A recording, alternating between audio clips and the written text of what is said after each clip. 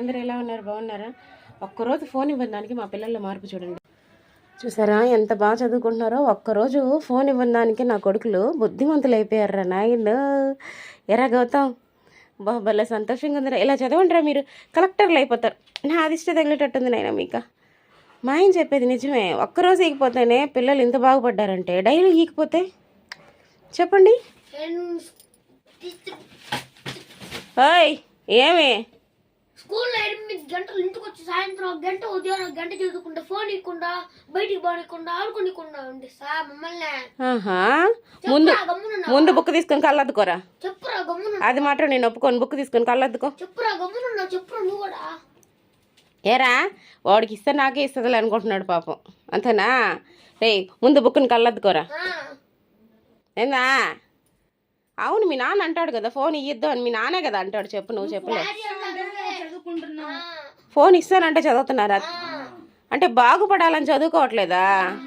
ఒక కలెక్టరు, ఒక డాక్టరు, ఒక పోలీసు, అంత రేంజ్ లేకపోయినా ఒక టీచరు, ఒక ప్యూను, ఒక హోంగార్డు, అది కూడా కాదా?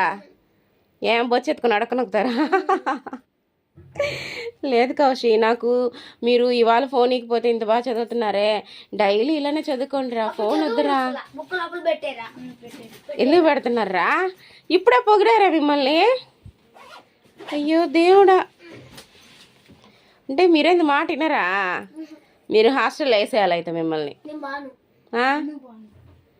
నువ్వు అంటావు కదా, నిన్ను హాస్టల్లో వేస్తే ఒక డైలాగ్ అంటావు కదా, నువ్వు మర్చిపోయావా? నువ్వు ఆ డైలాగ్ కదనే, అది వేరే డైలాగ్ అంటావు. రే నువ్వు నా పెద్ద కొడుకురా, అలా చెప్పకూడదురా. నిన్నేంలే బంగారం, నిన్ను ఇంట్లో ఉంచుకుంటానమ్మా.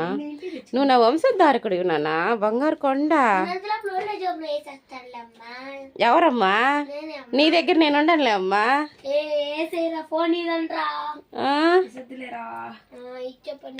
ఫోన్ అంటే ఫోన్ ఇస్తే చూసుకుంటానన్నా.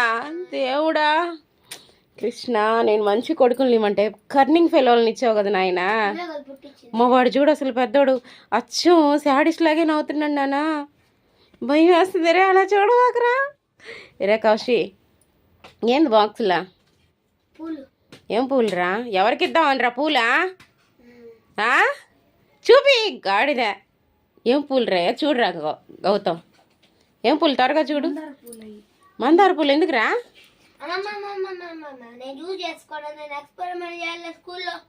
అంతేనా? ఎవరికైనా నీయడానికే?